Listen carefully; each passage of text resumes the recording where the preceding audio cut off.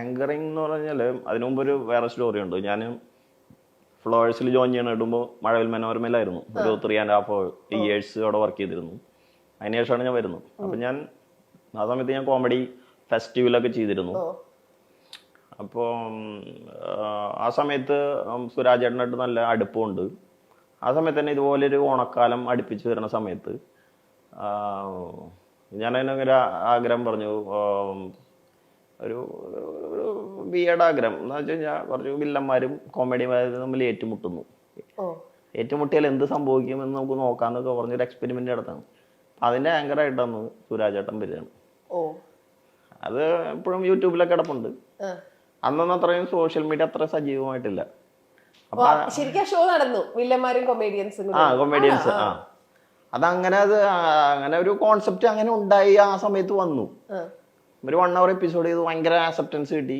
സുരാജേട്ടനൊക്കെ ആ സമയത്ത് അടുപ്പമുള്ളതുകൊണ്ട് സുരാജേട്ടൻ ആ സമയത്തൊക്കെ നാഷണൽ അവാർഡ് വാങ്ങിച്ച സമയമായിരുന്നു. ആ സമയത്ത് വന്ന് നമ്മൾ സംസാരിച്ചു. അങ്ങനെ ഒരു ഭാഗം അങ്ങനെ മാറി കിടപ്പുണ്ടായിരുന്നു.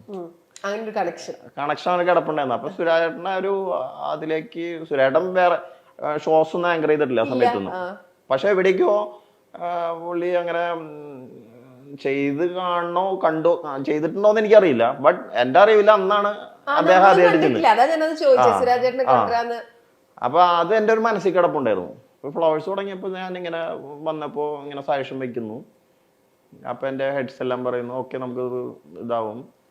എങ്ങനെയാ വേണ്ടതെന്നും എങ്ങനെ വരാമെന്നൊന്നും എനിക്കറിയില്ല. ബട്ട് എനിക്കൊന്ന് മേക്ക് ചെയ്ത് വേറൊരു മേക്ക് ഓവറിൽ കൊണ്ടുവരുന്നുണ്ടായിരുന്നു. പിന്നെ സുരാജേട്ടനെ സമീപിച്ചു. അപ്പോൾ കൂടെ ഉണ്ടായിരുന്ന ഹെഡ്സ് എല്ലാം സപ്പോർട്ട് ചെയ്തു. അവർ പറഞ്ഞു നല്ല സജഷനാണ്, നമുക്ക് നോക്കാം എന്നൊക്കെ പറഞ്ഞ് അങ്ങനെ അപ്രോച്ച് ചെയ്തു. അപ്പോഴും സുരാജേട്ടനും എനിക്കും ധാരണയില്ല ഇത് എങ്ങനെ വരുമെന്ന്. നമ്മുടെ മെറ്റീരിയൽസ് ഉണ്ട് ഇത് എങ്ങനെ പോകുന്നുള്ളത്. പിന്നെ ആ ബോഡി ലാംഗ്വേജ് ഒക്കെ മാറ്റണം എന്ന് പറഞ്ഞു. സുരാജേട്ടന് തീരെ കംഫർട്ട് ആവുന്നില്ല. ഈ കോട സ്യൂട്ടൊക്കെ ഇട്ട് നിക്കാന്നൊക്കെ പറയുമ്പോ എന്റെ അടുത്ത് വന്ന് എന്തിനാടാ അതൊക്കെ ഞാനാണെങ്കിൽ ഉണ്ടാക്കി എടുത്ത ഞാൻ പറഞ്ഞു ചേട്ടാ നോക്കാം നമുക്ക്. പിന്നെ അതങ്ങനെ അപ്രോച്ചായി.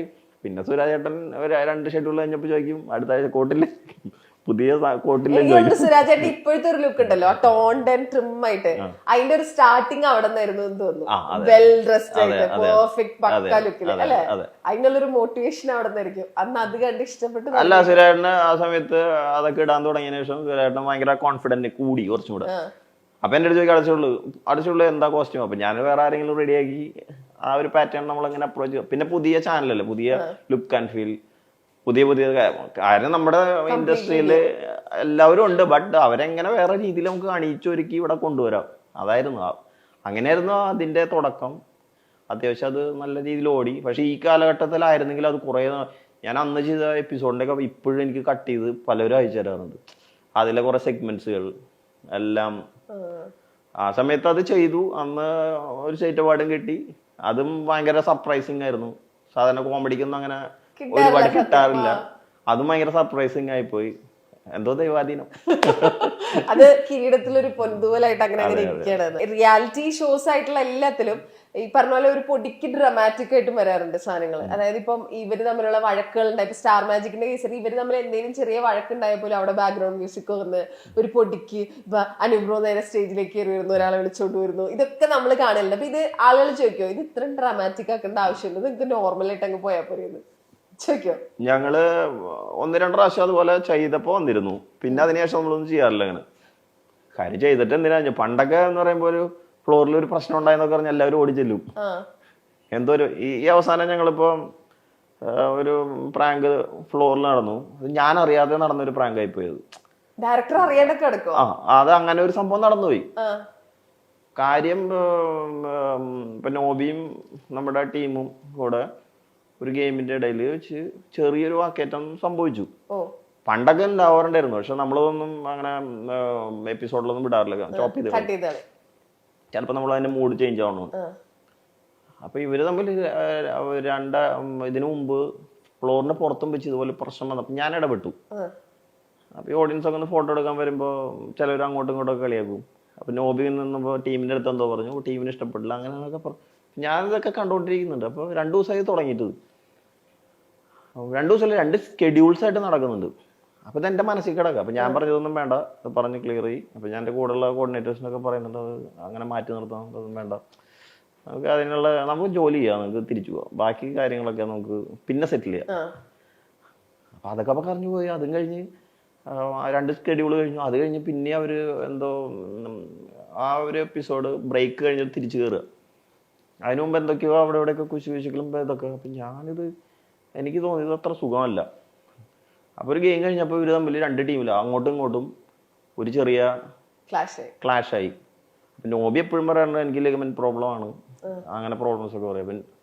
അപ്പം ടീം എന്ന് പറഞ്ഞു ചേട്ടൻ അങ്ങനെ പറഞ്ഞുകൊണ്ടിരുന്നിട്ട് ഞങ്ങളെ കളിയാക്കണം എന്തിനാണ് അങ്ങനെയൊക്കെ ചോദിച്ചു. അപ്പം ഞാൻ നോക്കിയപ്പോൾ അപ്പം എന്നെ കണക്ട് ചെയ്യുന്നത് നേരത്തെ നടന്ന ഇൻസിഡൻസാണ്.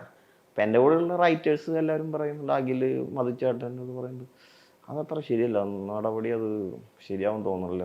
ഞാൻ അങ്ങനെ കുറച്ചു നേരം നോക്കിയിരുന്നു. നമുക്കിത് ഇത് ലൈവ് ഒന്നും പോകല്ലേ, എവിടെ വേണം കട്ട് ചെയ്യാമല്ലോ. അപ്പം ഞാൻ വിചാരിച്ചു ആദ്യം വരെ പറഞ്ഞ് തീർക്കട്ടെ, എത്ര ദിവസമായി ഫ്ലോറിൽ. അപ്പം എനിക്കൊരു ചമ്മലുണ്ട്, നമ്മുടെ ആർട്ടിസ്റ്റ് തല്ലുകൊണ്ട് ഓഡിയൻസ് ഒന്ന് കണ്ടുകൊണ്ടിരിക്കുന്നു, പിന്നെ ഗസ്റ്റ് ഉണ്ട് ബാല വന്നിരിക്കുന്നു. അപ്പം എനിക്കാ മോശം, അത് നമ്മളും അതിൽ ഇടപെടാത്തത്. അപ്പോൾ ആദ്യം അഖിൽ ഇറങ്ങിപ്പോയി. നമ്മൾ അഖില പോയി നോക്കുന്നത്, അഖിലും അവിടെ പോയിട്ട് അഖിലും അവരുടെ അടുത്ത് റേസ് ആവുക. അപ്പൊ റേസ് ആവുമല്ല വേണ്ട, ഇത് എങ്ങനെയും സെറ്റിൽ ആവുന്നില്ല അത്. അപ്പൊ ഞാൻ 5 മിനിറ്റ് ഞാൻ ഇറങ്ങിച്ചെന്ന്. അപ്പൊ ഞാൻ പറഞ്ഞു ക്യാമറ കട്ട് ചെയ്തോ, പോയി സെറ്റിൽ ചെയ്തിട്ട് വരാം, ഇത് നമുക്ക് വിടേണ്ട ആവശ്യമൊന്നുമില്ല എന്നൊക്കെ പറഞ്ഞു. എൻ്റെ സൈഡിൽ ഓൺലൈൻ സ്വിച്ചറൊക്കെ ഉണ്ട്. അപ്പം ഞാൻ പറഞ്ഞു വേണ്ടത്, ഞാൻ പതുക്കെ ഇറങ്ങിപ്പോയി. അവിടെ ചെന്ന് ഇവർ രണ്ടുപേരും പിടിച്ചിട്ട് കിട്ടണില്ല, ഇവർ ഭയങ്കര ഉടക്ക്. ഞാൻ പിടിച്ച് ടീമിനെ പിടിച്ച് തള്ളി അങ്ങോട്ട് മാറ്റി നോബി അവിടെ പോയിരിക്കുന്നൊക്കെ പറഞ്ഞ വഴിക്ക് നോബി ഒന്ന് എൻ്റെ കേട്ട് എന്നെ ഹഗ് ചെയ്തിട്ട് പറഞ്ഞു ഹാപ്പി ബർത്ത്ഡേ എന്ന്.